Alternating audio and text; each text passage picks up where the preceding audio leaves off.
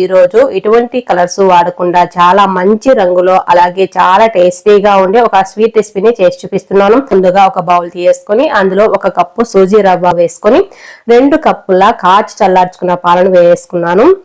మొత్తం కూడా బాగా కలిసేటట్టు కలిపేసుకోవాలి. మూత పెట్టేసి 10 నుంచి 15 నిమిషాలు నాననివ్వాలి. ఎక్కువసేపు అవసరం ఉండదు. ఇప్పుడు స్టవ్ మీద ఒక కడాయి పెట్టేసుకొని 1/2 కప్పు వరకు నెయ్యి వేసుకున్నాను. కొద్దిగా జీడిపప్పు వేసుకొని దోరగా వేయించేసి పక్కకి వేసుకోవాలి. మీకు ఇష్టమైతే బాదం పప్పు కిస్మిస్ కూడా వేసుకోవచ్చు. ఇలా పల్లెంలోకి తీసేసుకున్నాను. ఇందులో నెయ్యి ఉంది కదా, ఇందులోనే 1 కప్పు చక్కెర వేసుకుంటున్నాను. మీరు స్వీట్ ఎక్కువ తినే వాళ్ళైతే 1.5 కప్పు వరకు వేసుకోవచ్చు. ఈ చక్కెర అయితే మనకు కరెక్ట్ గా సరిపోతుంది. మనం నీళ్ళేమీ వేసుకోకుండా ఇలాగే కలుపుకుంటూ ఉన్నామంటే మనకు కరుగుతూ ఉంటుంది చక్కెర, అలాగే తేనె రంగులోకి వస్తూ ఉంటుంది.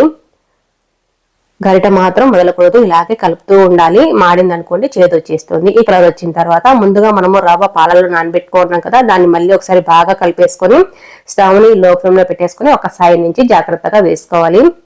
చేతికి వేడి తగలకుండా జాగ్రత్తగా సైడ్ నుంచి వేసుకోవాలి. ఇలా వేసుకున్న తర్వాత మొత్తం బాగా కలిసేటట్టు కలిపేసుకోవాలి.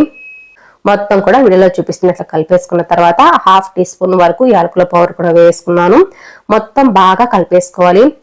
ఈ హల్వా కలుపుకుంటూ ఉన్నప్పుడు ఎప్పుడైతే కడాయికి సపరేట్ అవుతుందో ఎక్కడే కానీ అంటుకోకుండా అప్పటి వరకు ఇలాగే కలుపుకుంటూ ఉండాలి.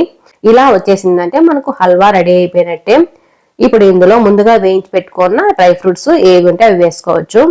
ఇలా వేసేసుకొని మొత్తం బాగా కలిసేటట్టు కలిపేసుకొని స్టవ్ ఆఫ్ చేసుకుంటే ఈ హల్వా అనేది రెడీ అయిపోయినట్టే.